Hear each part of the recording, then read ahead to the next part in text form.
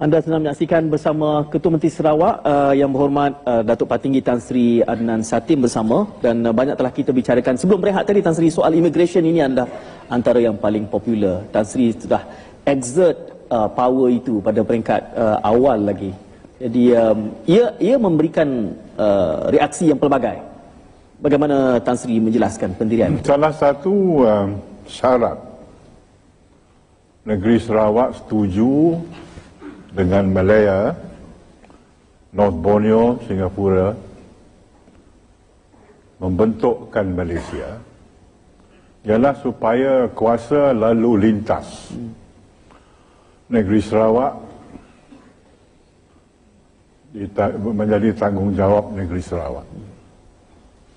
Oleh sebab itulah kita ada kuasa mempertahankan orang Sabah ataupun orang Menanjung masuk di Sarawak. Pada masa itu kita awal 60-an kita ketakutan kita takut negeri Sarawak dibanjiri oleh orang dari Semenanjung yang lebih advance daripada kita. Satu dan kedua, kita tidak mahu negeri ini terancam. Kita sudah orang Iban, Cina, Melayu, Melanau, Melayu, orang Ulu beratus-ratus tahun ini sudah hidup dalam mesra satu sama lain. Jarang bergaduh pasal agama, jarang bergaduh pasal budaya dan sebagainya.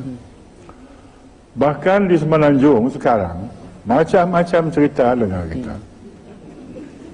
Nganuk tuk, nganuk ya. Si berhenti-henti lah. Si berhenti-henti. Campak palak babi dalam masjid. Ini saya perlu diterjemahkan nanti. Macam-macam. Kita tidak mahu anasir-anasir ini sampai di bumi Kenyalang. So kita tutup pintu. Yang ekstremis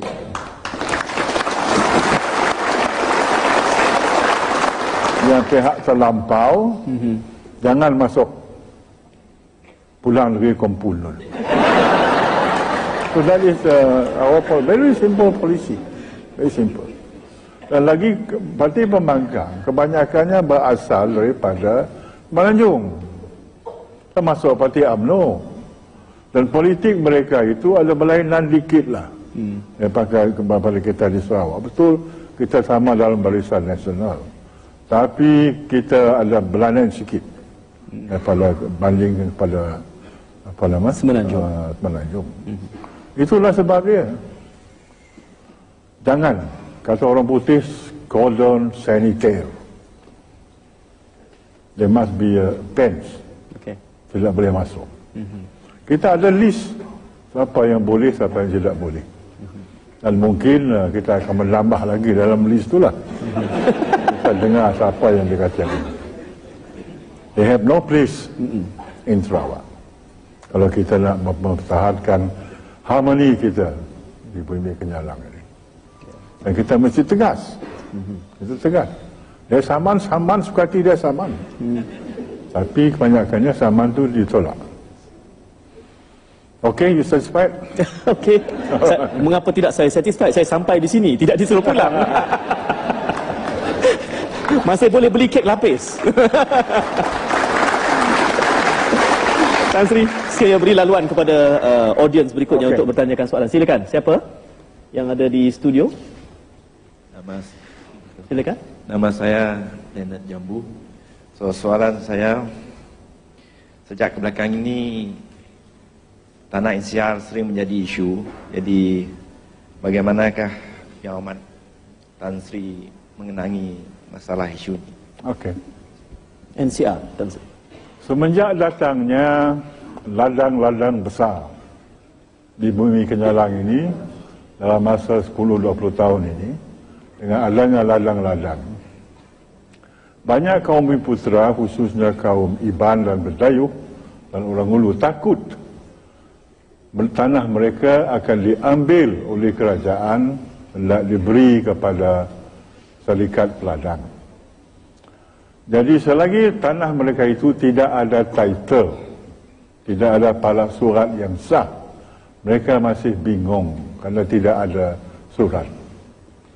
Jadi kita nak selesaikan masalah ini dengan cara menyukat NCR land yang belum disukat, belum dikeluar palak surat, supaya dikeluarkan gazet yang mengesahkan mereka lah mempunyai tanah itu. Itu kita telah jalan dalam masa 2-3 tahun ini. Banyak sudah jadi. Tetapi masalahnya, NCR mengikut undang-undang tanah boleh dituntut hanya jika diterokai sebelum tahun 58. Tapi sekarang, tahun 58 sudah setengah abad. More than half a century old. Jadi orang yang bertambah dan tanah pun tidak cukup yang dulu. Jadi kadang-kadang adalah perselisihan faham antara penduduk NCR dan Land and Survey. Dia kata kami sukat hanya tanah yang diterokai sebelum 58. Kata orang kampung malah, mengapa ini tidak disukat? Cara masalahnya, menyelesaikan masalah ini ialah terimakan apa yang dikata Land Survey dulu, dan jika tidak cukup, minta pada kerajaan tambahkan tanah itu. Dan saya boleh memberi sama ada tanah itu diterokai sebelum atau sesudah 58. Ada section 5 dan 6 dalam Land Code mengatakan kerajaan ada kuasa to declare communal reserve. Communal reserve, tanah kongsi satu kaum, tanpa sama ada mereka mengerjakan menerokai sebelum 58 ataupun sesudah. So that is the solution. That is the solution. But they have to trust me lah to do it. Jadi kadang-kadang ada orang menunjuk mereka, ada orang yang tidak bertanggungjawab menunjuk mereka jangan. Karena bila Tok dah sukat, Lun dia ambil pentah katanya. That is not correct. So I will welcome. That is the solution. Sukat apa yang boleh kita sukat, yang dia keluar sebelum 58, dan jika tidak cukup, minta dengan cara bagus supaya di-declare forest, communal reserve. So that is your answer lah. But it all takes time lah. It all takes time. And then, now I will not give any more. Saya tidak akan memberi tanah untuk lalang lagi. Tahu? Cukup. Kecuali ladang NCR lah. Ladang Mesra, Salkra, ladang yang dikecualikan lah. Tapi company, syarikat company peladangan, jangan harap ke sana memberikan tanah lagi. Cukup. Begitu juga lesen balak, no more lesen balak. Cost trouble only. Ya. Perlu sepenggal lagi lah tu. Tan Sri, saya ingin meraihkan soalan dalam kalangan mereka yang hadir malam ini, penonton lagi. Saya melihat isyarat ramai yang ingin bertanyakan soalan. Jadi saya berikan laluan kepada soalan yang berikutnya. Silakan. Assalamualaikum. Ya, silakan. Saya Puan Jamaiyah Haji Sulaiman, Ketua Wanita Cawangan N4 Pantai Damai.